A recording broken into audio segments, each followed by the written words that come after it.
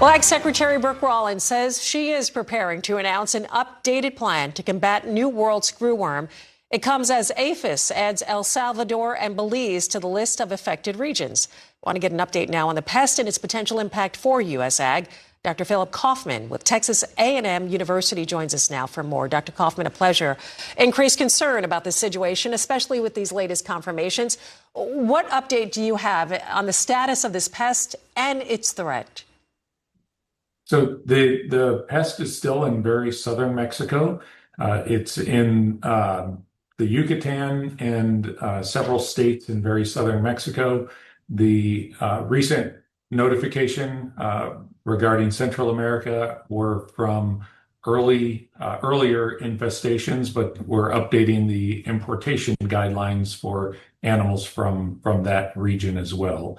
There were a couple of instances where the fly was found 100 or so miles north of the containment area. And as far as I'm aware, we've not had secondary infestations from those.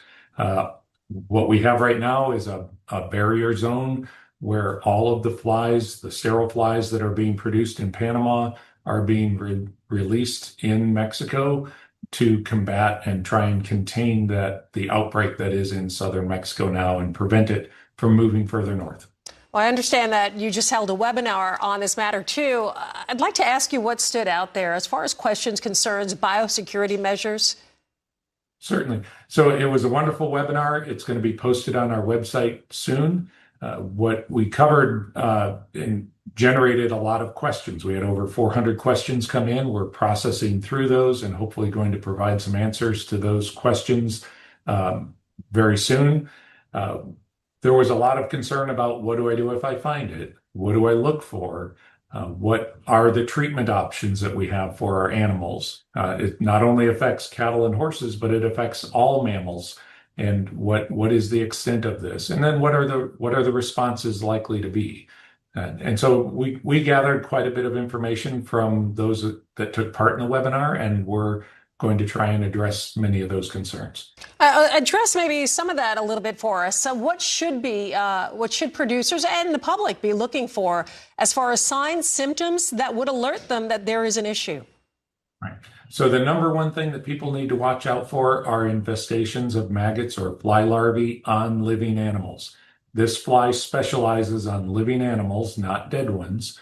And it is a metallic fly. It looks a lot like a lot of the other blowflies that you might see, but the fly itself is fairly rare in nature compared with other flies. So you have an image up here of cattle with flies on them. That's not what this fly does. You're not likely to see the adult fly. What you are likely to see are those immature flies that are in the wound.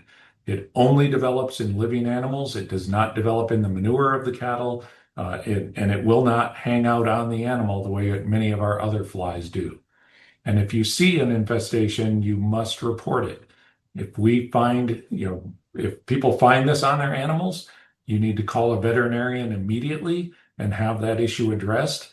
And it needs to be reported so that we can identify where an infestation might be occurring so that we can go in and do control efforts to try and suppress and eliminate that fly from that area. Absolutely. You mentioned the sterile flies. That seems to be the way that we're going to contain this. But some groups urging the FDA to approve feed-grade ivermectin as a frontline defense. Do you see that as a beneficial approach? So there are many challenges with that approach. First off, ivermectin has not been shown to be effective in the tissues of cattle or other animals. It is used in our fever tick eradication program in a very small area, but ticks feed directly on the blood.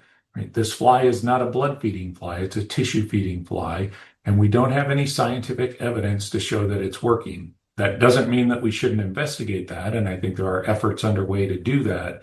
But right now, it is not something that we're able to recommend. Well, Secretary Rollins has said she is preparing to announce an updated plan. Speak to the need for renewed safety measures among the threat, of course, of this throughout South America right now. Right. So in many respects, we're in a good position because we know this enemy. We know how to address this fly. Many of the things that we've done in the past will work again. And we are working toward that. It's not an unknown to us.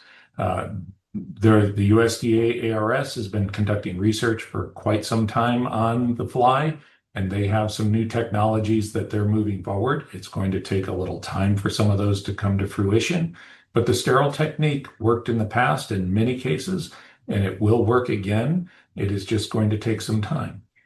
Dr. Kaufman, before I let you go, again, just to reiterate, no livestock crossing the border, also dogs as well on that list. Have there been, and not to be an alarmist again, but I know the public is watching this very closely, as well as our producers.